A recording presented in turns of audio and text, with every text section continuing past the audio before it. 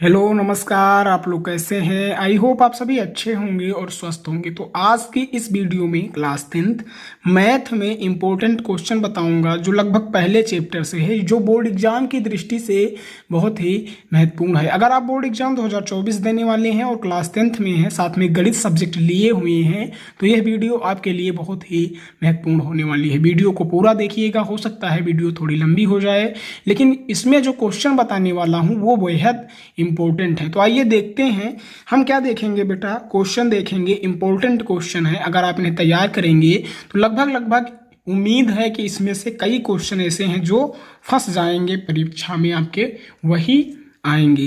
तो यूक्लिड विभाजन प्रमेय का आप जानते होंगे कि भाज्य बराबर भाजक गुणे भागफल धन शेषफल होता है। इसी के आधार पर कुछ क्वेश्चन है जिनको हमें सॉल्व करना है। पहला क्वेश्चन है बेटा, संख्याओं 130 और 280 का मासा यूक्लिड विभाजन एल्गोरिथम द्वारा ज्ञात कीजिए।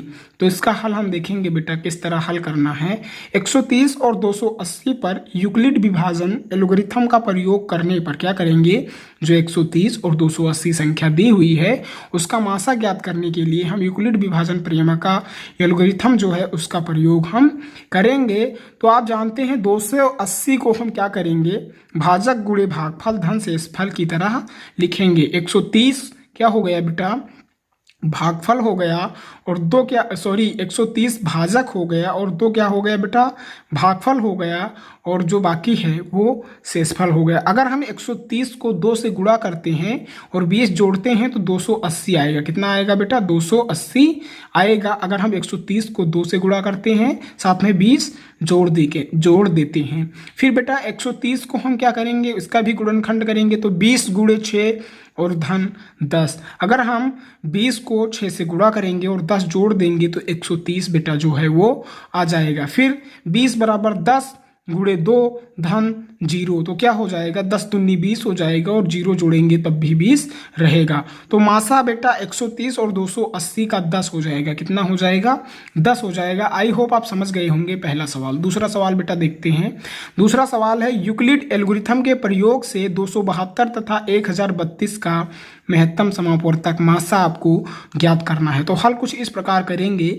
272 तथा 1032 पर यूक्लिड एल्गोरिथम का प्रयोग करने पर हम क्या करेंगे, 272 और 1032 का क्या बेटा, महत्तम समापवर्तक निकालने के लिए यूक्लिड एल्गोरिथम का प्रयोग करेंगे। आगे देखते हैं। आगे बेटा 1032 बराबर 272 गुणे 3 धन 216 क्या हो जाएगा, 1032 को हम क्या करेंगे, भाग करेंगे। तो बेटा क्या हो जाएगा, 272 गुणे 3 धन 216 शेषफल हो जाएगा। और ये फिर 272 को हम तोड़ेंगे तो 216 गुणे 1 धन 56 आ जाएगा। फिर 216 बराबर 56 गुणे 3 धन 48 आ जाएगा। फिर क्या करेंगे, 56 को तोड़ेंगे तो 48 से कम 48 धन 8 56 हो जाएगा। फिर 48 को तोड़ेंगे तो 8 गुणे 6 धन 0 बराबर 8 छाक 48 हो जाएगा। बहुत आसान क्वेश्चन है, आप समझ गए होंगे। तो जो क्या है बेटा, 272 और 1032 का जो महत्तम समापवर्तक है वो 8 आ जाएगा। तो यही आंसर हो जाएगा। तीसरा क्वेश्चन देखते हैं बेटा, बहुत ही इंपॉर्टेंट है।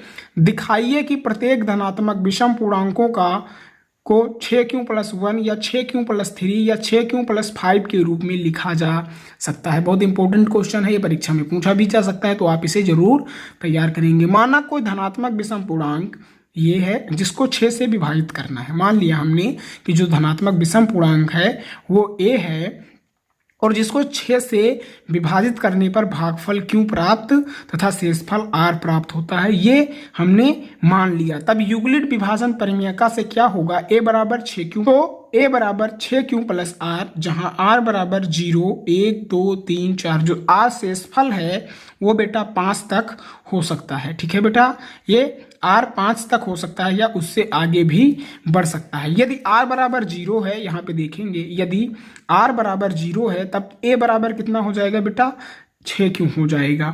यदि r बराबर 1 है तब a बराबर 6q+1 हो जाएगा, क्योंकि r जो है वो बेटा शेषफल है। क्या है बेटा, शेषफल है, और q जो है वो भागफल है, और 6 क्या है बेटा, 6 क्या है आप कमेंट में बताएंगे। ठीक है, फिर यदि r बराबर 2 है तब क्या हो जाएगा, a बराबर 6q प्लस 2 हो जाएगा। यदि r बराबर 3 है तब a बराबर 6q प्लस 3 हो जाएगा। यदि r बराबर 4 है तो a बराबर 6q प्लस 4 हो जाएगा। और यदि r बराबर 5 है तब a बराबर 6q प्लस 5 हो जाएगा। आगे देखते हैं, लेकिन उपरोक्त में a बराबर 6q, a बराबर 6q प्लस 2, a बराबर 6q प्लस 4, ये बेटा क्या है, ये सम है। क्या है, सम पूर्णांक है। क्या है, सम पूर्णांक है। तो a के लिए सम संख्या के रूप में मान रखते हैं। अतः जब a विषम है तब यह 6q प्लस 1 या 6q प्लस 3 या 6q प्लस 5 के रूप में होगा। जब a विषम होगा तो बेटा 6q प्लस 1 के रूप में, 6q प्लस 3 के रूप में और 6q प्लस 5 के रूप में होगा। और जब a सम होगा तो a बराबर 6q के रूप में, 6q प्लस 2 के रूप में, 6q प्लस 4 के रूप में होगा। चौथा क्वेश्चन देखते हैं, बहुत ही इंपॉर्टेंट है, आप इसे जरूर तैयार कीजिएगा। दिया गया मासा 306 और 657 बराबर 9 है। ठीक है, 306 और 657 का जो मासा है वो 9 है। तो लासा 306 और 657 का मान ज्ञात करना है आपको। तो यहाँ ये बराबर बेटा क्या है, 306 है और b बराबर 657 है। तो मासा बराबर यहाँ पे दिया गया है 306 कामा 657 बराबर 9। तो हमें लासा ज्ञात करना है, लासा का मान ज्ञात करना है। लासा 306 और 657 का मान ज्ञात करना है। तो हम कैसे ज्ञात करेंगे, 306 गुणे 657 बटे मासा 306 कामा 657 हम कर देंगे। अब क्या करेंगे बेटा, जो 306 गुणे 657 है उसको लिखा रहने देंगे। और यहाँ पे हम जानते हैं जैसा कि मासा 306 कामा 657 बराबर 9 होता है। तो हम यहाँ पे 9 लिख देंगे।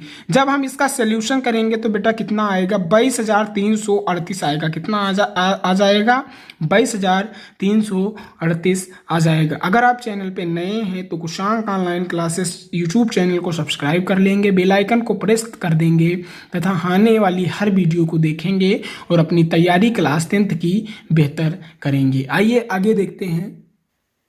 पांचवा क्वेश्चन है, यदि 26 152 का लासा 156 है तो मासा का मान ज्ञात करना है। क्या है बेटा, यदि 26 156 का लासा 156 है तो मासा आपको ज्ञात करना है। तो हल देखेंगे बेटा, मासा a कामा b गुणे लासा a कामा b बराबर a गुणे b, ये कुछ इस तरीके से हो जाएगा। तो मासा गुणे 156 ab कितना है बेटा, 156 है, क्योंकि ये मान लेते हैं हम 26 है और b मान लेते हैं 156 है। तो ab क्या हो जाएगा, 156 हो जाएगा, बराबर लासा ab क्या हो जाएगा, 26 गुणे 156 हो जाएगा। तो मासा हम ज्ञात करेंगे बेटा 26 गुणे 156 बटे 156 बराबर 26 जो हो जाएगा वो हमारा मासा हो जाएगा। बहुत ही आसान क्वेश्चन था। आई होप आप इन पांचों क्वेश्चन को समझ गए होंगे और जान गए होंगे। तो फिर मिलते हैं अगले वीडियो में, तब तक के लिए धन्यवाद।